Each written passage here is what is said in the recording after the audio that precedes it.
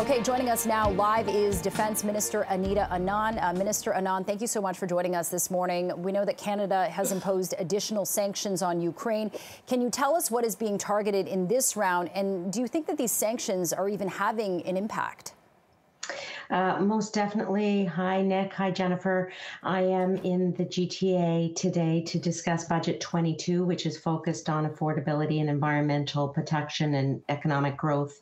And in the area of defense spending, our budget also commits $8 billion so that we can continue to ensure that Canada is stepping up to support Ukraine in its fight for stability, sovereignty, and security.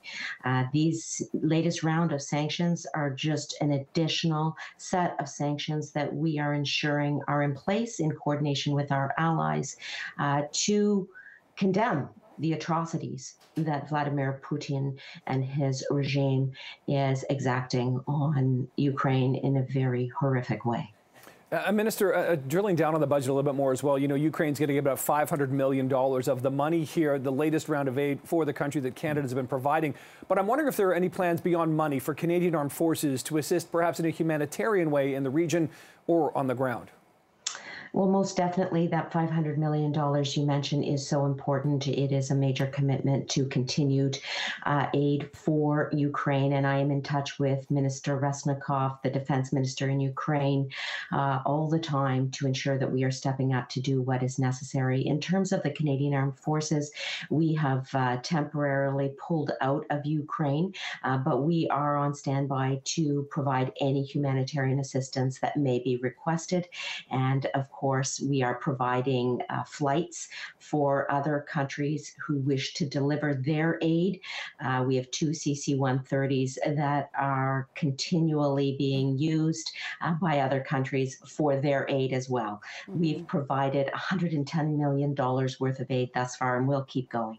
Okay, Minister Anand, NATO asked for countries to spend at least 2% of their GDP on defense. This current federal budget gets us to 1.5%, but only after 5 years. In fact, to get to 2%, you'd have to have committed $17 billion. So what was the justification for stopping short of NATO's ask, and did the NDP agreement have anything to do with it?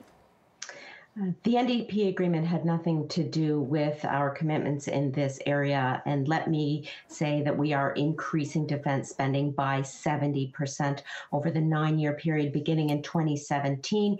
And we are also committing $8 billion to ensure that we are making good on our commitments to continental security and NORAD, continuing to contribute to NATO.